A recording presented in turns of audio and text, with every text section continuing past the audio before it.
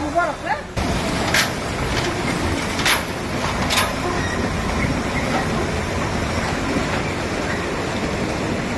গৌৰীপুৰৰ পৰা আমাৰ উত্তৰ গুৱাহাটী মহাবিদ্যালয়লৈ যোৱা পথ। এইটো ঘাই পথ আমাৰ।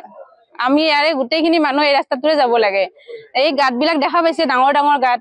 এইসমূহ গাঁতেৰে আমি অহা যোৱাটো মানে খুব চিন্তনীয় বিষয়। এতিয়া আমি যাব নোৱাৰো, আমাৰ ল'ৰা ছোৱালীসকল কণ কণ মাইনাহঁত আমি কেনেকৈ ওলাই লৈ আহিম সিহঁতক।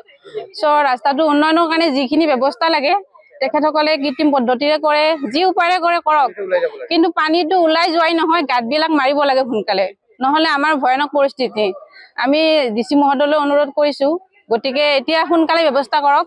যদি ব্যৱস্থা নকৰে আমি প্ৰতিবাদ চলাই যাবলৈ বাধ্য হ'ম। সদায় কৰিম, যেতিয়ালৈ নহব।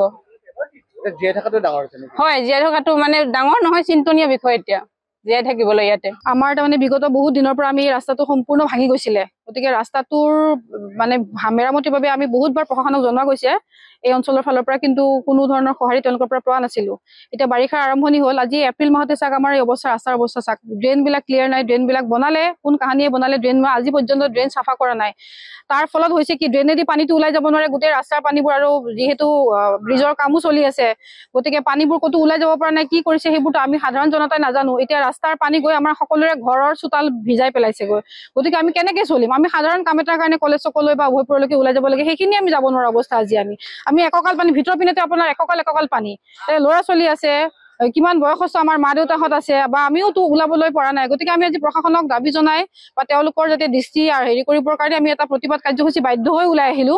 আমি গোটেই মহিলা, বহুত গৃহিণীখিনিও আছে আজি আমাৰ এই প্ৰতিবাদ কাৰ্যসূচীত। আমি সকলো ওলাই আহিছো। ওলাই আহি পেলাই আমাৰ এটাই দাবী, যাতে এই পথটো মেৰামতি কৰি দিয়ক অতি সোনকালে।